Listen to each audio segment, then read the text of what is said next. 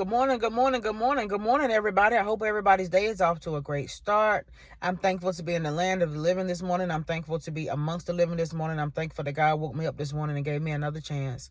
So, real quick, I'm going to make this as quick as possible. I just got over an allergic reaction to mold. I am extremely allergic to mold, and I was exposed to mold. So, I've been sick the last couple of days. So, let me hurry up before I get hacking and hooping and coughing up here on camera. So, real quick, I want to talk to y'all today. Of course, we're coming from John the 6th chapter. This might be the last one. I don't know unless God give me something else from John the 6th chapter, all right? I want to start at the end of John the 6th chapter. I'm going to start at the 60th verse. On hearing it, many of his disciples said, "This is a hard teaching. Who can accept it?" Aware that his disciples were grumbling about this, Jesus said to them, "Does this offend you? What if you see the Son of Man ascend to where he was before? The Spirit gives life. The flesh counts for nothing. The words I have spoken to you are spirit, and they are life. Yet there are some of you who do not believe." For Jesus had known from the beginning which of them did not believe and who would betray him. He went on to say, "This is why I told you that no one can come to me unless the Father has enabled him." From this time, many of his disciples turned back and no longer followed him. "You do not want to leave too, do you?" Jesus asked the 12. Simon and Peter answered him, "Lord, to whom shall we go? You have the words of eternal life. We believe and know that you are the Holy One of God." Simon Peter answered him, "Lord, to whom shall we go? You have the words of eternal life. We believe and know that you are the Holy One of God."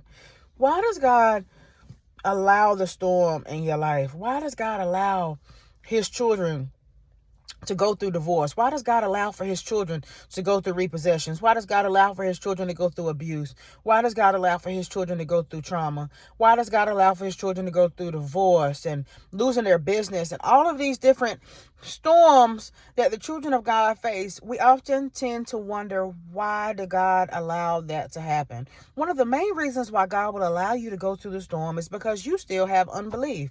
You still believe that you can make it without God. You still believe that if you have a particular person, as long as you have that person, that you're going to be able to make it. You still believe that so long as you have something or some things, that you're going to be fine and you don't need God. God allowed the storm in your life to kill your unbelief and to really make you understand and make you see for yourself who you really need. It's not people, it's not places, it's not things, it's God. And the only way you're going to get to God is going through Jesus. What you need to survive is Jesus, and you need God. That's what you need to make it through the storm. But many of us have not yet come to that realization. So God will allow the storm to come in and break us down to the point that our unbelief has been destroyed. That's what he does. He allows the storm in our lives to kill our unbelief and to make us steadfast, immovable, and always abounding in the works of the Lord. So Simon Peter was one of the disciples that was out on the boat, right? And we talked about that last week, about how the disciples went out on the water this particular time. Many of them were fishermen. And when they went out, they encountered a storm. And when they saw the storm, they were afraid, right? We talked about that. And in the middle of the storm, Jesus came to the rescue. They saw Jesus walking on water, and Jesus saved them. And immediately they were where they were heading, right? Okay, if they had not gone through that storm, there's a good possibility that the disciples would be just like the crowd, and they would have turned away from Jesus and left, because they had never been through a traumatic storm. They had never been through a traumatic experience where Jesus had to come and rescue them. They've never been to the point of destruction, to the point that Jesus was there to rescue them. That is what made Simon Peter tell Jesus, "To whom shall we go?" In other words, Simon Peter was in the storm. He saw enough.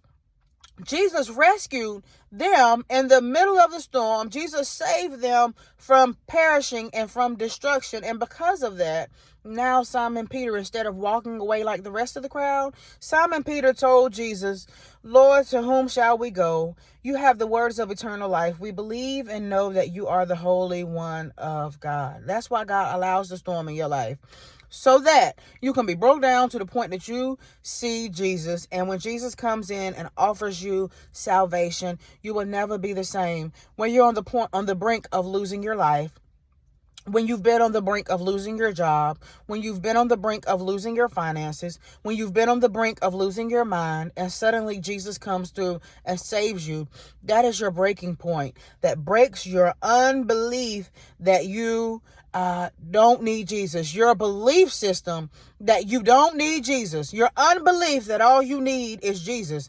That kills your unbelief when you are in the middle of a storm and Jesus comes and rescues you when nobody else can and nobody else will. That's why God allows those things to happen to his children.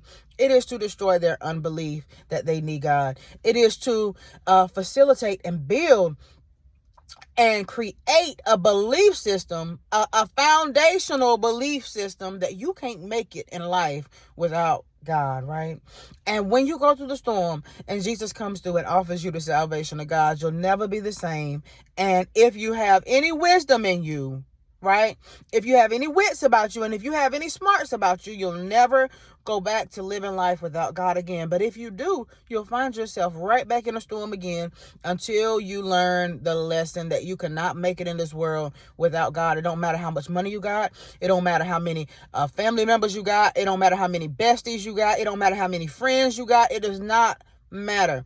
God will allow the storm to show you and to expose that really you have nothing unless you have him. And when you go through the storm and Jesus offers you the salvation of God when you're getting ready to die, when you're getting ready to lose your mind, when you're getting ready to go crazy, when you really think that all hope is lost, when he comes into the storm and offers you the salvation and hope of God, that creates in you an endurance and a perseverance to endure to the end. It makes you steadfast, immovable, always abounding in the work of the Lord. 1 Corinthians 15:58. Therefore, my beloved brethren, be steadfast, immovable, always abounding in the work of the Lord. The storm will make you steadfast. The storm will make you immovable. The storm will make you always abounding in the work of the Lord, because you have discovered in the storm that you can't make it without God. And the only way that you're going to get to God is Jesus. I love y'all. I'm Grace Amber. I'll be right back on tomorrow.